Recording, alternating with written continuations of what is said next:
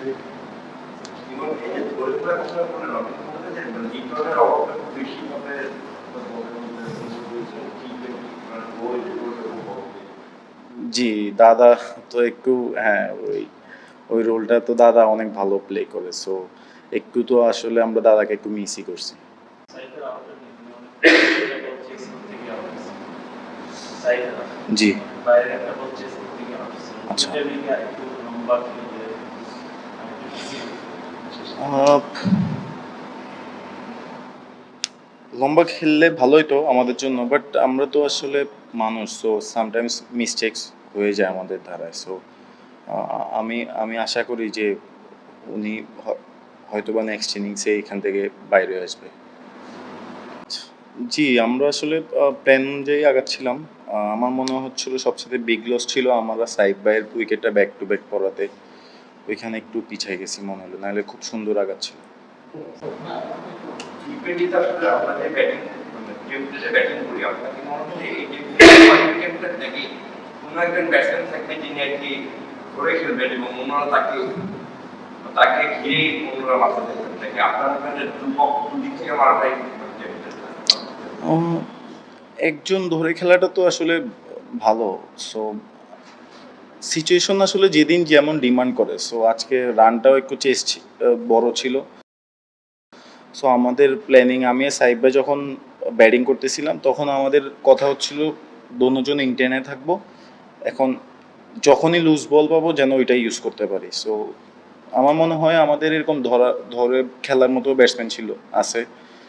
হৃদয় ভাই অলওয়েজ এই কাজটা করে। সাইব ভাইও আজকে করছিল, উনি ফার্স্টে অনেক ফ্লাইং স্টার্ট পাইছে। সো যখন উইকেট দুইটা পড়ছে উনি তখন কিন্তু আহ, ধরে খেলারই ট্রাই করছে। সো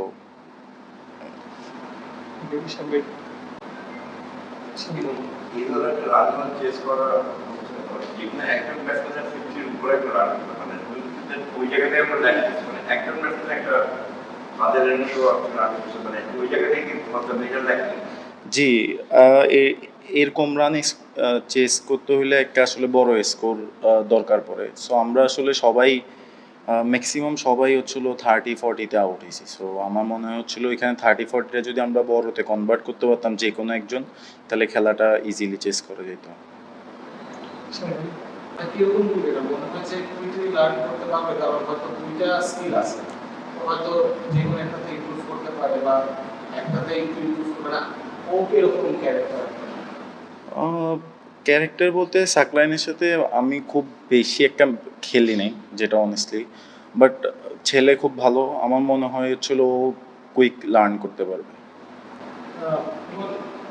আপনি একটা মোটামুটি নতুন রোলই বলা যায় মিডফিল্ডার ব্যাটিং করছেন আবার সাকলে প্লে করলো লাস্ট খেলায় একটু ডিফিকাল্ট হয় মানে যে কোনো ক্রিকেটারের ন্যাশনাল টিমে আসার পরে প্রথমেই বেশি এক্সপেকটেশন হয়ে যায় অনেক সময় যেমন আজকে বা এই দুটো ম্যাচ আপনি যেটা দেখলেন আব্দুল গাফার সাকিবের কি মনে হয় যে এই রোলটাতে সে কেমন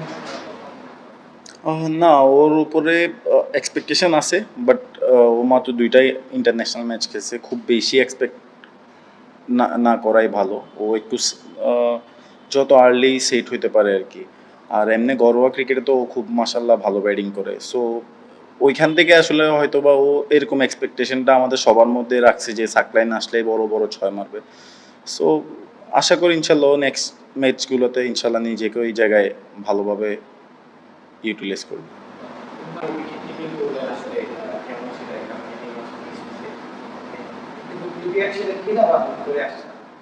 না, প্রিপেয়ার্ড থাকি সবসময় উইকেট কিপিং করার জন্য, কারণ যে কোনো সময় দলের প্রয়োজন আমার এই জিনিসটা করতে হইতে পারে।